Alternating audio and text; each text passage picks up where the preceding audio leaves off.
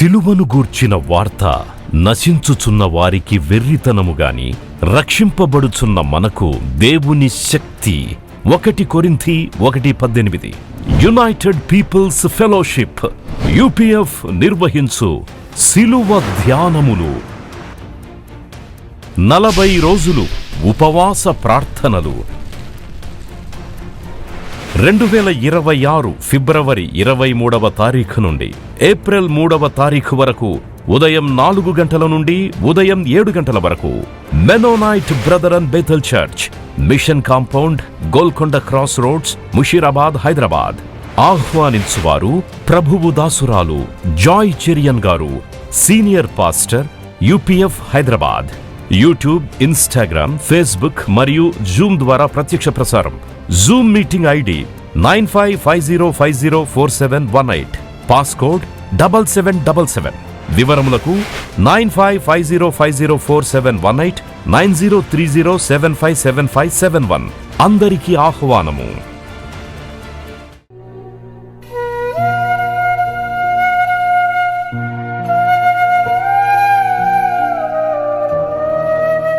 Praise the lord. మనం ఈరోజు కుష్ఠరోగి ఏ విధంగా ఆరాధించినాడో మనం ధ్యానించుకుందాం. లూకాసు వార్త 17వ అధ్యాయం 11 నుండి నేను చదువుతున్నాను 19 వరకు. Luke chapter 17, 11-19. ఆయన యెరూషలేమునకు ప్రయాణమైపోవచ్చు సమరయ గలిలయ మధ్యగా వెళుచుండెను. ఆయన ఒక గ్రామంలోనికి వెళుచుండగా 10 మంది కుష్ఠరోగులు ఆయనకు ఎదురుగా వచ్చి దూరమున నిలిచి, యేసు ప్రభువా, మమ్ము కరుణించుమని కేకలు వేసిరి. ఆయన వారిని చూచి, మీరు వెళ్ళి మిమ్మును యాజకులకు కనపరుచుకొనుడి అని వారితో చెప్పాను. వారు వెళుచుండగా శుద్ధులైరి. వారిలో ఒకడు తనకు స్వస్థత కలుగుట చూచి గొప్ప శబ్దముతో దేవుని మహిమపరచుచు తిరిగి వచ్చి ఆయనకు కృతజ్ఞతాస్తుతులు చెల్లించుచు ఆయన పాదముల యొద్ద సాగిలపడెను. ఆరాధన, ఆరాధన, ఆరాధన. కుష్ఠరోగం నుండి విడుదల పొందినవాడు గొప్ప శబ్దంతో ప్రభు దగ్గర తిరిగి వచ్చి పాదముల మీద పడి ఆరాధిస్తున్నాడు. అందుకు యేసు, 10 మంది శుద్ధులైరి కారా? ఆ 9 ఎక్కడ? ఈ అన్యుడు తప్ప దేవుని మహిమపరచుటకు తిరిగి వచ్చిన వాడు ఎవడనూ అగపడలేదా అని చెప్పి, నువ్వు లేచిపోము, నీ విశ్వాసము నిన్ను స్వస్థపరచునని వానితో చెప్పాను. మీరు ధ్యానపూర్వకంగా చదవండి. ఈ రోజంతా వాక్యం నుండి మీరు ధ్యానించండి. ధ్యానిస్తుండగా గుండెలో నీకు అగ్ని రాజిల్లుతుంది, గుండెలో మండ పుడుతుంది. దేవుని ప్రేమను నువ్వు తెలుసుకుంటావు. ధ్యానించాలి, వాక్యం ధ్యానించాలి. దివారాత్రులు దేవుని వాక్యం ధ్యానించేవాడు ధన్యుడు. వాడు నీటి కాలువల ఊరను నాటబడిన వాడై ఎండిపోడంట. ఆకు వాడక తన కాలమందు ఫలమిచ్చు వటవృక్షం వలె ఉంటాడు. ఫలమిస్తూ ఉంటాడు, చెట్టు వలె ఉంటాడు. వాక్యం ధ్యానించకుంటే పొట్టుగా మారిపోతావు, గాలికి చెదరగొట్టు పొట్టులాగా అయిపోతావు.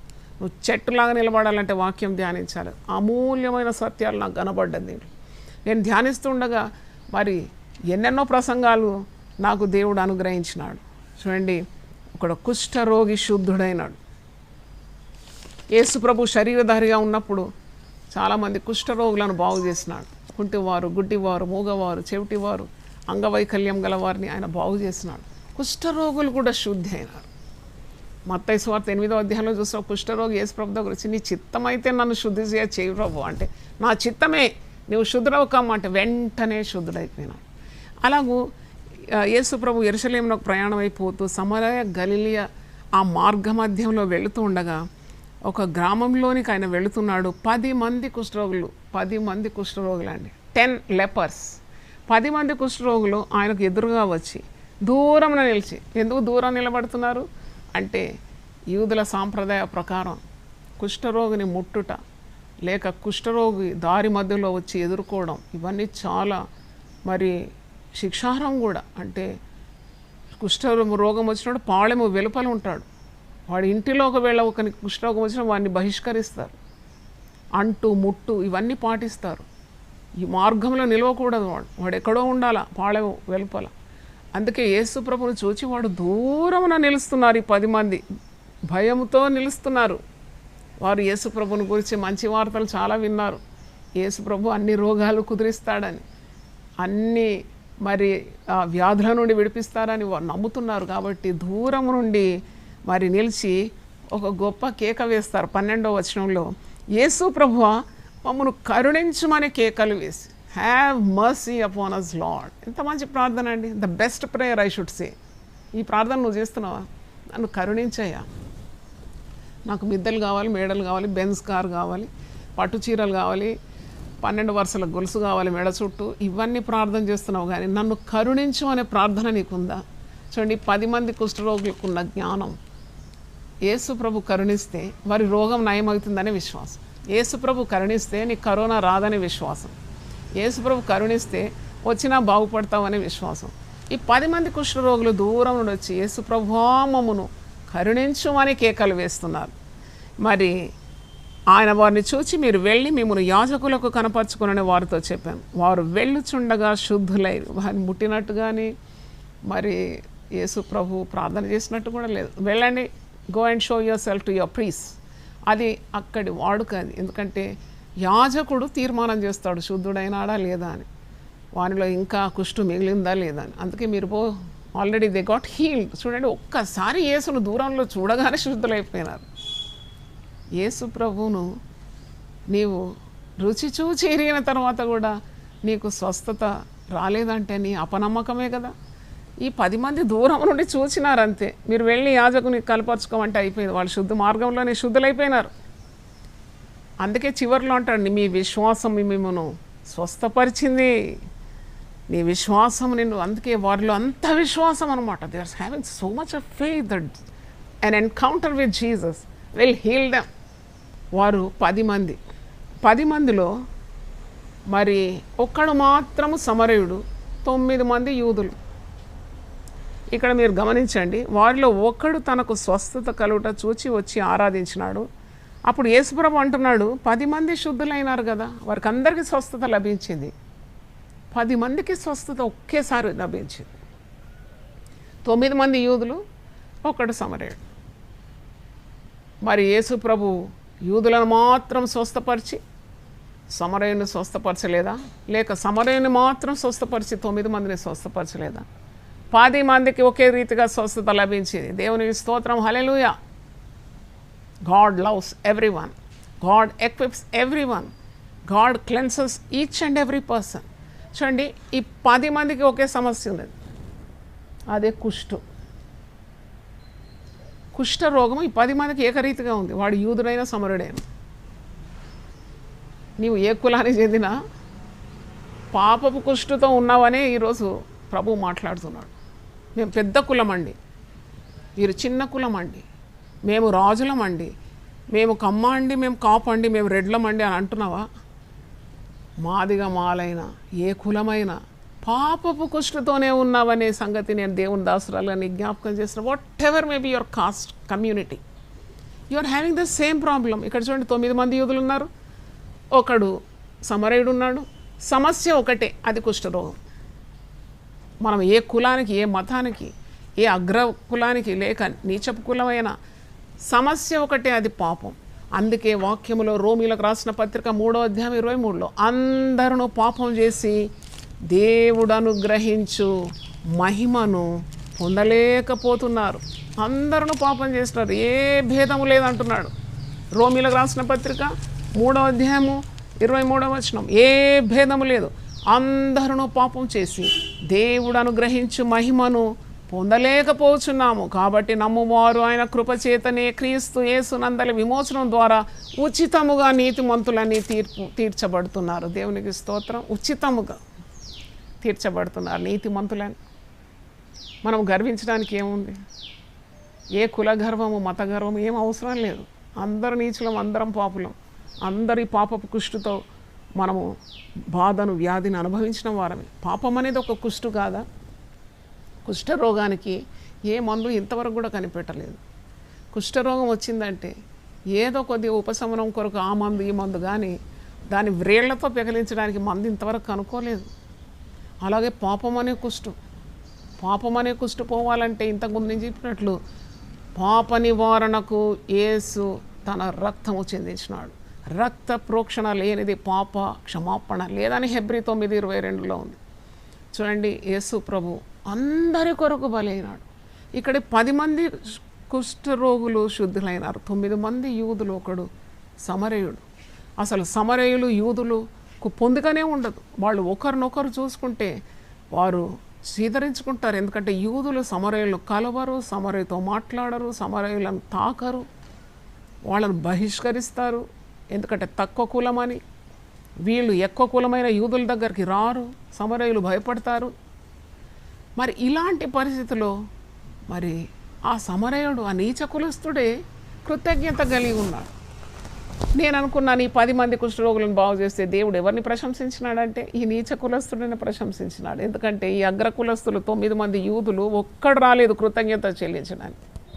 ఒక్కడు యేసు ప్రభువును ఆరాధించడానికి రాలేదు. చూడండి, ఒక్కడు పాదముల మీద వచ్చి పడి, ఒకప్పుడు నేను కుష్ఠరోగిని, యేసయ్యా నువ్వు నన్ను బాగు చేసినావు, నీకు వందనాలు చెప్పడానికి ఈ 9 మంది రాలేదు. అందుకే యేసు ప్రభు ఘాటైన ప్రశ్న అడుగుతున్నాడు. అందుకు యేసు, 10 మంది శుద్ధులైరి కారా, ఆ 9 ఎక్కడ? యేసు ప్రభు అడిగిన ప్రశ్నలు ఒకసారి ప్రసంగం చేయాలని నాకు ప్రేరణ కలుగుతుంది. The questions asked by Jesus. One of the questions is, where are the 9 who received healing? యేసు ప్రభు ఈరోజు నిన్ను నన్ను కూడా అడుగుతున్నాడు, అందరిని అడుగుతున్నాడు. ఎక్కడున్నారు 9? నువ్వు 9 మంది గుంపులో ఉన్నావా? దేవుని ఆరాధించని 9 మంది గుంపులో ఉన్నావా? లేక దేవుని ఆరాధించే ఆ ఒక్కడు సమరయుడు అన్యుడు వాని గుంపులో నువ్వు ఉన్నావా? నువ్వు ఎంత పెద్ద కులమైతే ఏంటంట నీ కులంతో పని? దేవునికి దేవుడు అందరిని ఒకే రీతిగా నిర్మాణం చేయలేదా? మట్టితో నిర్మాణం చేసి నిర్మించినాడని వాక్యంలో ఉన్నది. నీ కులం ఏదైతే ఏముంది, నువ్వు ఆరాధించే వ్యక్తిగా ఉన్నావు, అది మోస్ట్ ఇంపార్టెంట్. యూదులు 9 మంది, వాళ్ళు ఎంతో అగ్రకులానికి చెందిన వాళ్ళు. ఆరాధించే జ్ఞానం లేదు, కృతజ్ఞతా భావము లేదు. దేవదేవుని యొద్ద నుండి పొందుకున్నారు స్వస్థత. ఆ స్వస్థత, ఒకప్పుడు కుష్ఠరోగి వాడు యూదుడైన సమరైన పాళెం బయట ఉండాలి, బహిష్కరిస్తారు జనాలు, వానికి ఇంటిలో కూడా ప్రవేశం లేదు. అటువంటి నీచ స్థితి నుండి స్వస్థత పొందిన తర్వాత ఈ 9 మంది ఎటుపోయినారు? నాకు అనిపిస్తుంది వారు యేసుప్రభు ఇచ్చిన ఆ స్వస్థతతో, అని అనుకుంటున్నాం యేసయ్యే స్వస్థత ఇస్తే ఎట్లుంటుంది? ఆ కుష్ఠంతా పొడలన్నీ రాలిపోయి చంటి బిడ్డ బేబీ స్కిన్ వచ్చేసింది. Baby skin, lovely skin. ఇదంతా చూసి అబ్బా ఎంత బాగా అయిపోయినాను నేను. వాడు పాకెట్లో చేయి పెట్టుకొని టిక్ టాక్ అని చెప్పి వాడి ఇంటికి పోయినాడో, భార్య బిడ్డల దగ్గర, లేకుంటే ఇంకెక్కడన్నా పోయినాడో విలాసం కొరకు మనకు తెలియదు. చూడండి, God needs a grateful heart.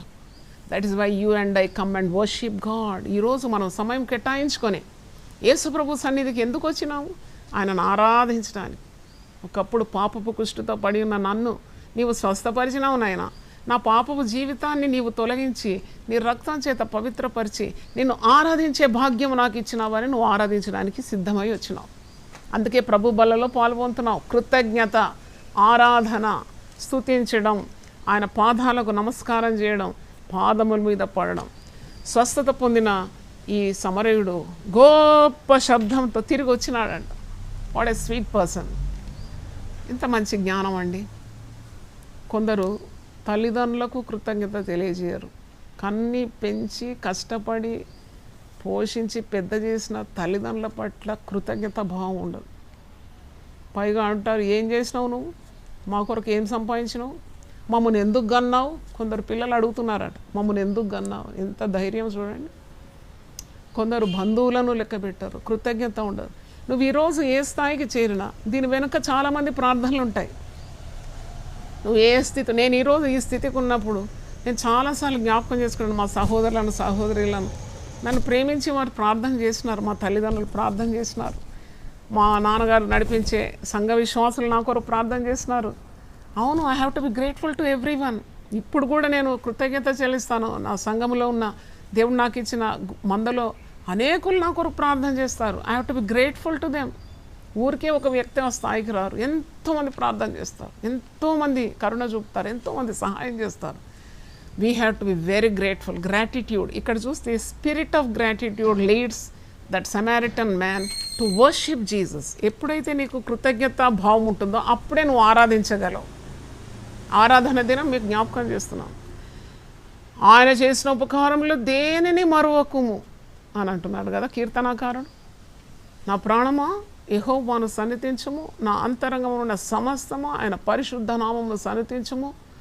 ఆయన చేసిన ఉపకారంలో దేనిని మరువకము. అవును, మనం మర్చిపోవద్దు. యేసు ప్రభు మన కొరకు చేసిన బలియాగాని మర్చిపోకూడదనే ప్రభు బలలో పాల్గొంటున్నాం. ఆయనను జ్ఞాపకం చేసుకుంటున్నాం. కృతజ్ఞత హృదయం అన్నమాట, ఎ స్పిరిట్ ఆఫ్ గ్రాటిట్యూడ్. కనుక గొప్ప శబ్దంతో స్తుతిస్తున్నాడు ఈ బాగైన కుష్ఠరోగి. 9 మందికి కూడా స్వస్థత లభించింది ఏకరీతిగా. కానీ కృతజ్ఞత స్తుతులు చెల్లించి దేవుని ఆరాధించి యేసయ్య పాదాల మీద పడే జ్ఞానం లేదు. ఎన్ని అనుభవిస్తున్నావు ప్రభు కృప ద్వారా. ఈరోజు నువ్వేమై ఉన్నావో అది కేవలము ప్రభు కృప కాదా? అయినా నువ్వు దేవుని మర్చిపోతున్నావు, ఆరాధించడానికి తిరస్కరిస్తున్నావు, అలక్ష్యం చేస్తున్నావు, ఆరాధించడం లేదు. ఒక యవనస్తురాలు అంటుందంట తల్లితోటి, నేను ఆరాధనకు రాను ఈరోజు యూపీఎఫ్కు. ఎందుకు రావు బిడ్డ? ఈరోజు నా బర్త్డే కాబట్టి అక్కడ ఎవ్వరు నా డ్రెస్ చూడరు, ఎవ్వరు, మరి అందరు సింపుల్గా ఉంటారు, వద్దామని నేను అక్కడ రాను. నేను పలానా చర్చికి పోతాను, అక్కడంతా హైఫై ఉంటుంది, అక్కడ వెళ్తానంట. ఎంత బుద్ధి తక్కువ కదా. దీనుల మధ్యలో సుఖ నివాసం చేస్తాడట దేవుడు. ఆయన మరి ఉన్న చోటికి నువ్వు రావాలి కదా. ఆ దీన మనసు లేదు, ఆ దీనత్వం ఉండాలి నువ్వు ఆరాధించేటప్పుడు. ఇక్కడ మరి ఈ అన్యుడు గొప్ప శబ్దముతో దేవుని మహిమపరచడానికి ఆయన తిరిగి వచ్చినాడు. ఆయన మరి స్వస్థత పొందినాడు. నేరుగా ఇంటికి వెళ్ళొచ్చు కదా, నేరుగా తన పనిపాట్లు చూసుకోవచ్చు కదా. కానీ చూడండి, ఇతని పేరు ఎంత ఘనత పొందుతుంది, పరిశుద్ధ గ్రంథంలోకి ఎక్కినాడు. సమరయుడు పొందిన స్వస్థతను గురించి చాటేస్తున్నాడు అంతే. చిన్న శబ్దంతో కాదు, గొప్ప శబ్దం. అక్కడ నాకు చుట్టుముట్టిన వాళ్ళందరూ మరి మరి ఆశ్చర్యపడినారేమో. చూడండి, ఆరాధించడం సువార్త చాటించడంతో సమానం నన్ను అడిగితే.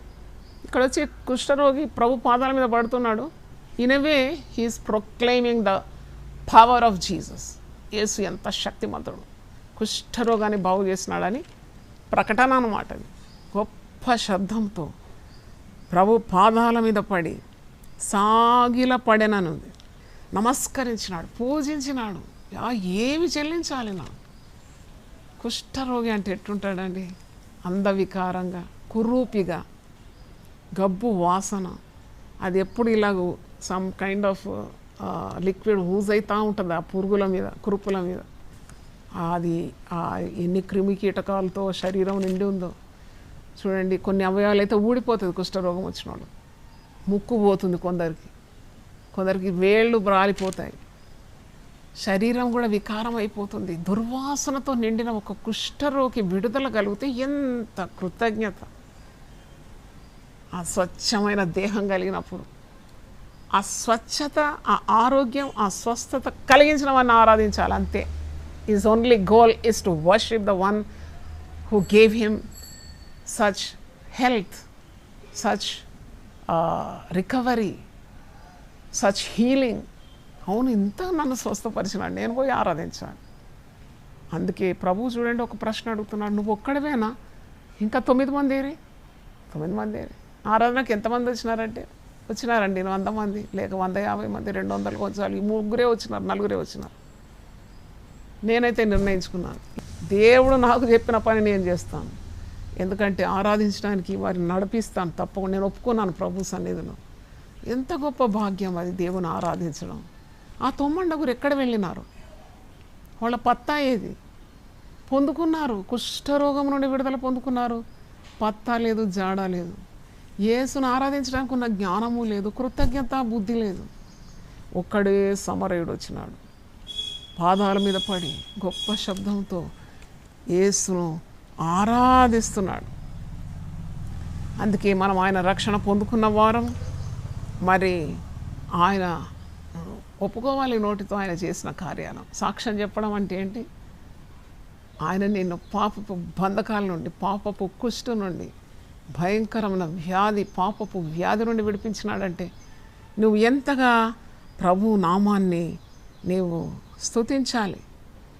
కృతజ్ఞత భావం అంటే మరి విశ్వాసి ధర్మమై ఉన్నది. ఆరాధన దినము ప్రభువును ఆరాధించాలి, ఆరాధించాలి. దేవుని స్తోత్రం. అదే ఈరోజు ప్రభు మనతో మాట్లాడుతున్నాడు.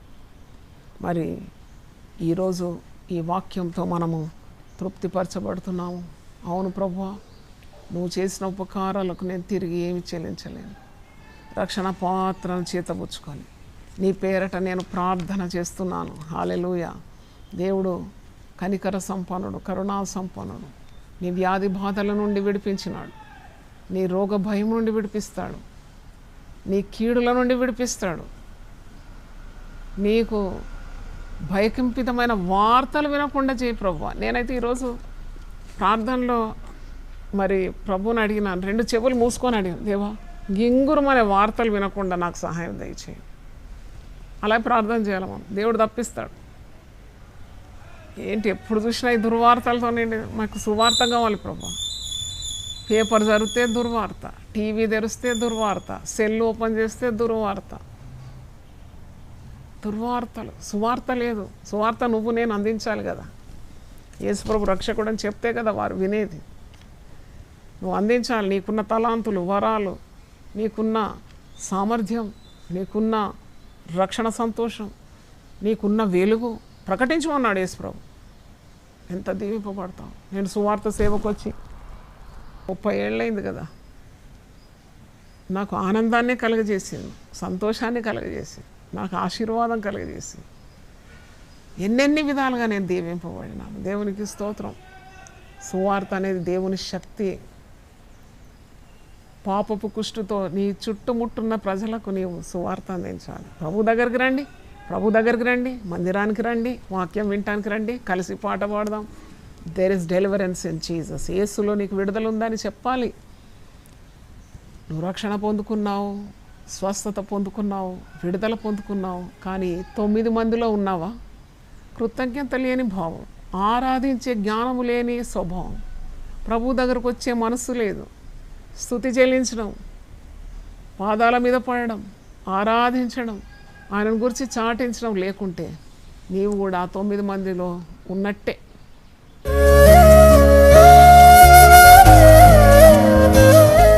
ప్రభువా, నీ పరిశుద్ధ నామమునకు స్తోత్రం చెల్లిస్తున్నాము.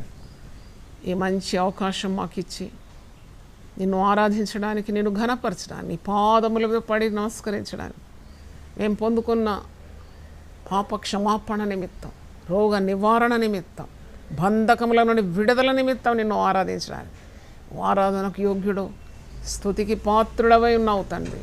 నీ ఒక్కడవే పూజార్హుడవు ప్రభువా. ప్రభువా, నీకు వందనాలు చెల్లిస్తున్నాను. సందేశంలో నీవు ఉండి నడిపించినందుకు నీకు స్తోత్రం. 10 మంది శుద్ధులైనారు. 9 ఎక్కడా అని అడుగుతున్నావు. ఒక్కడే వచ్చినాడు ఆరాధించడానికి, ఒకడే వచ్చినాడు నీ పాదాల మీద పడడానికి, ఒకడే తిరిగి వచ్చినాడు గొప్ప శబ్దంతో స్తుతించడానికి. 9 మంది ఒకే రీతిగా శుద్ధులైనారు, కానీ కృతజ్ఞత లేని స్వభావం, ఆరాధించే జ్ఞానం లేదు. నేను ఎంతమంది ఇలా ఉన్నారు, ఎంతమంది. నువ్వు ఇదే ప్రశ్నిస్తున్నావు, ఎల్లప్పుడూ ప్రశ్నిస్తున్నావు. ఎందుకు రావడం లేదు ఆరాధనకు?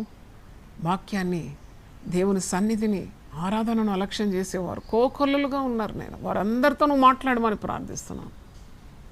ఆ 9 మంది గుంపులో కాకుండా నిన్ను ఆరాధించే ఆ సమరైన గుంపులో మమ్మను మీరు ఉంచినందుకు నీకు వందనాలు చెల్లిస్తున్నాను ప్రభువా. ఆరాధనలో పాలు పొందిన ప్రతి ఒక్కరి మీద నీ గాయపడిన ప్రేమగల శక్తిగల హస్తం వచ్చి వారిని ఆత్మతో నింపుమని ప్రార్థిస్తున్నాను. వారిని రోగబారి నుండి విడిపించమని ప్రార్థిస్తున్నాను. రోగ భయం నుండి విడిపించమని ప్రార్థిస్తున్నాను. ఏ తెగులు వారిని సమీపించొద్దని దీనదాస్త్రాలుగా ప్రార్థన చేస్తున్నాను. వారి గృహంలో ఉన్న ప్రతి ఒక్కరిని మీరు కాపాడమని ప్రార్థిస్తున్నాను. వారి రాకపోకలు కాపాడండి. వారి ప్రాణాలను మీరు రోగబారి నుండి విడిపించమని ప్రార్థన చేస్తున్నాను. నిన్ను ఆరాధించే వారిని మీరు కంచె వేసి కాపాడండి. నీ రక్తపు వలయంలో వారిని భద్రంగా ఉంచమని ప్రార్థిస్తున్నాను. నీ చేతి నీడతో వారిని కప్పుమని ప్రార్థిస్తున్నాను. రెక్కలతో ప్రభు వారిని పొదుగుమని ప్రార్థన చేస్తున్నాను. ప్రభు దేవానికి స్తోత్రం. నీ రెక్కలే మాకు ఆశ్రయం. నీవు ఆకాశమందు మరి ప్రభువ ఆసీనుడైన వాడు, ఆయనను దీనుల మధ్యలో నీవు నివాసం చేస్తున్నావు. మా మధ్య దిగొచ్చినావు తండ్రి, నీకు వందనాలు. ఎల్లప్పుడూ ఇలాంటి ఆరాధన భావం మాకు దయచేయమని. మరణమైన వారు నిన్ను ఆరాధించలేరు, గోతిలోని దిగిపోయిన వారు నిన్ను స్తుతించలేరు. పాతాళంలో నీకు స్తుతి మహిమ ఆరాధన లేదు నాయనా. సజీవులమై నేను ఆరాధించడానికి, సజీవులమై నీ సువార్త ప్రకటించడానికి, సజీవులమై నీ కార్యాభివృద్ధి అందు ఆసక్తి కలిగి నీ పనులు మేము ఉత్సాహంగా చేయడానికి సహాయం దయచేయండి. ఆ సమరయుడు మాకెంతో జ్ఞానాన్ని బోధించినాడు నాయన. కృతజ్ఞత లేని ఆ 9 మంది అగ్రకులమైతే యూదులైతే ఏముంది నాయన, దీనుడైన వాడు నీ పాదాల దగ్గర వచ్చినాడు. అదే నువ్వు చూస్తున్నావు. అట్టి మనసు మాకందరికీ దయచేయమని, వాక్యం విన్న ప్రతి ఒక్కరికి రోగ భయం ఉంటే తొలగించుమని యేసు నామములో భయాన్ని బంధిస్తున్నాను తండ్రి. నీకు స్తోత్రం. మా దేశం కొరకు విజ్ఞాపన చేస్తున్నాను. మా దేశాన్ని కాపాడండి, సరిహద్దుల్లో సమాధానం దయచేయండి. ఏ శత్రువు మా మీద విజయం పొందొద్దు నాయన. స్తోత్రం. భారతదేశంలో ప్రార్థించేవారు ఉన్నారు. భారతదేశానికి ఓటమి రాకూడదు నాయన. భారతదేశం కూలిపోకూడదు నాయన. రోగం వచ్చినా స్వస్థపరచండి. నేను స్వస్థపరిచే యెహోవాను నేనే అన్నావు తండ్రి. మా రైతులను జ్ఞాపకం చేసుకోండి ప్రభువా. ఖైదీలో మూలుగుతున్న వారిని జ్ఞాపకం చేసుకోండి తండ్రి. అధికారంలో ఉండే వారిని జ్ఞాపకం చేసుకోండి. వివిధ విభాగాల్లో బాధ్యత వహించే బిడ్డలందరినీ జ్ఞాపకం చేసుకోండి తండ్రి. ప్రజలందరూ సుఖముగా క్షేమముగా నెమ్మదిగా ఉండాలంటే మేము యాజక వర్గంలో ఉన్నాము. మేము ప్రజలందరి నిమిత్తం ప్రార్థన చేయాల్సిందే నాయన. నీకు స్తోత్రం. మమ్మల్ని రాజులుగా పిలుచుకున్నావు, యాజకులుగా పిలుచుకున్నావు, ఏర్పరచుకున్న వంశం విలువైన సొత్తుగా చేసినందుకు నీకు స్తోత్రం చెల్లిస్తాం.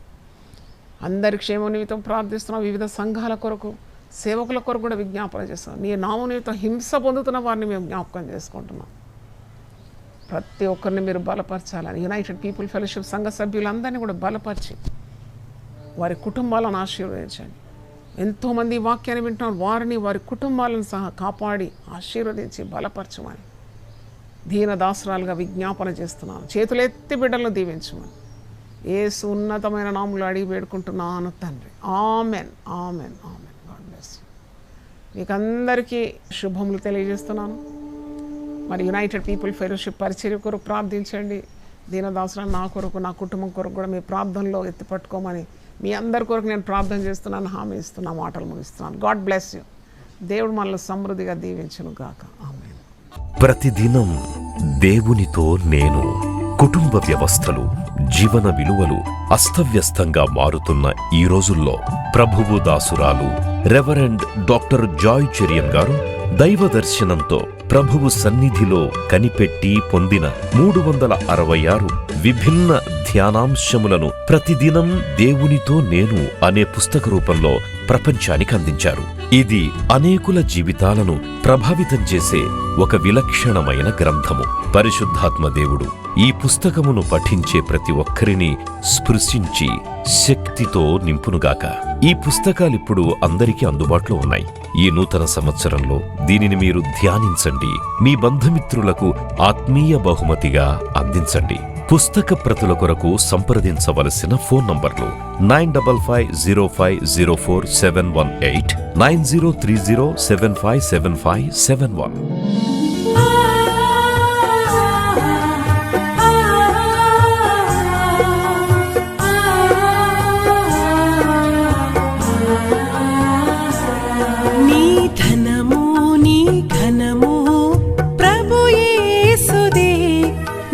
దశమా భాగమునీయ వెనుదీతువా.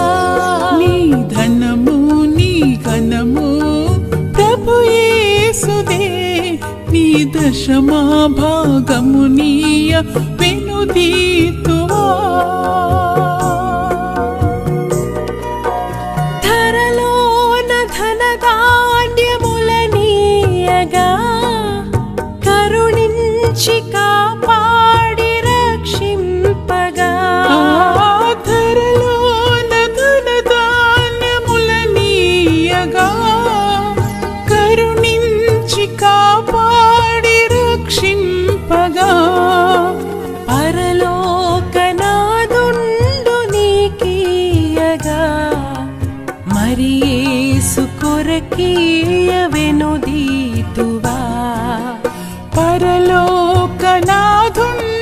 నీకీయగా మరి యేసు కొరకీయ వెనుదీతువా. నీ ధనము నీ ఘనము ప్రభు యేసుదే నీ దశమా భాగము నీయ వెనుదీతువా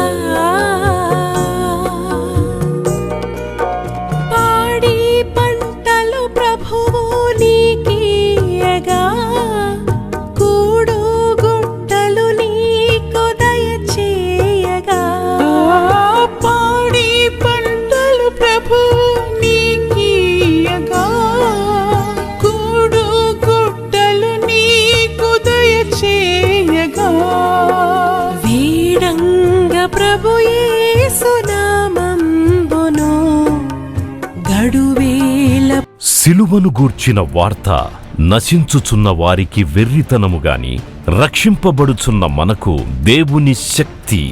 1 కొరింథీ 1:18. యునైటెడ్ పీపుల్స్ ఫెలోషిప్ UPF నిర్వహించు సిలువ ధ్యానములు. 40 రోజులు ఉపవాస ప్రార్థనలు. 2026 ఫిబ్రవరి 23వ తారీఖు నుండి ఏప్రిల్ 3వ తారీఖు వరకు ఉదయం 4 గంటల నుండి ఉదయం 7 గంటల వరకు Mennonite brother and Bethel church, mission compound, Golconda cross roads, Musheerabad, Hyderabad. ఆహ్వానించువారు ప్రభువు దాసురాలు జాయ్ చెరియన్ గారు, senior pastor, UPF Hyderabad. YouTube, Instagram, Facebook మరియు జూమ్ ద్వారా ప్రత్యక్ష ప్రసారం. Zoom meeting ID 9550504718. పాస్కోడ్ 7777. వివరములకు 9550504718, 9030757571. అందరికీ ఆహ్వానము.